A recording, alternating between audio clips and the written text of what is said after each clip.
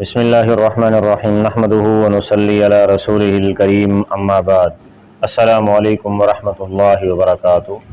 معزز سامعین ناظرین حضرات، خوابوں کی تعبیر کا ایک سلسلہ جاری ہے، جس میں سے آج کے ہمارے خواب کا عنوان ہے خواب میں ایسی چند صورتیں دیکھنا جو کہ شادی کی علامت بنتی ہیں، شادی کی خوشخبری بنتی ہیں۔ اگر کوئی شخص خواب میں در ذیل چیزیں دیکھے تو بعض معبرین کے نزدیک یہ شادی یا منگنی کی خوشخبری کی علامت ہے۔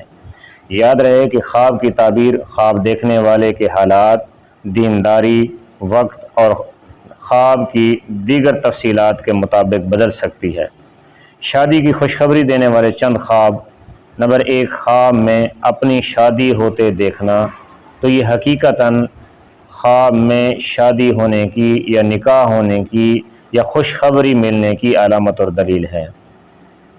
اسی طرح فرمایا نیا اور خوبصورت لباس خواب میں پہننا، یہ عزت ملنے، خوش نصیبی حاصل ہونے، نئی زندگی کی نئی شروعات ہونے یا شادی ہونے کی علامت ہے۔ اس طرح فرمایا خواب میں انگوٹھی پہننا یا ملنا خصوصاً غیر شادی شدہ افراد کے لیے نکاح ہونے یا اہم تعلقات کے قائم ہونے کی علامت ہے۔ اس طرح فرمایا خوبصورت پھولوں کا گلدستہ خواب میں دیکھنا خوشیاں ملنے یا نئی شروعات ہونے کی علامت ہے۔ اس طرح فرمایا کہ خواب میں چاند دیکھنا بعض معبرین کے نزدیک نیک شریک حیات ملنے یعنی شادی ہونے یا خوشخبری ملنے کی طرف اشارہ ہے۔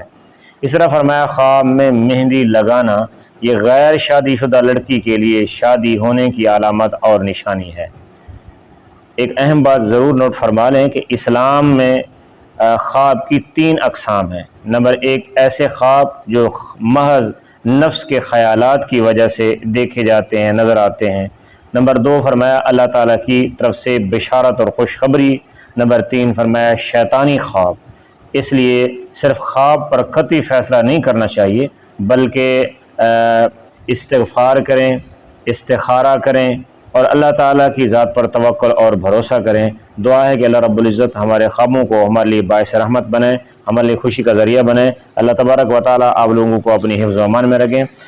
اگر اس کے علاوہ آپ نے کوئی خواب دیکھا ہے تو آپ کمنٹ سیکشن کے اندر ضرور ذکر کر کے اپنے خواب کی تعبیر جان سکتے ہیں، یا ان صورتوں میں سے آپ نے کوئی صورت دیکھی ہے تو کمنٹ میں ضرور ذکر کریں۔ اگر چینل پر نئے ہیں تو چینل کو سبسکرائب کر لیں۔ اگر ویڈیو پسند آئی ہو تو شیئر اور لائک لازمی کریں۔ اللہ آپ لوگوں کا حامی اور ناصر ہو۔ السلام علیکم ورحمۃ اللہ۔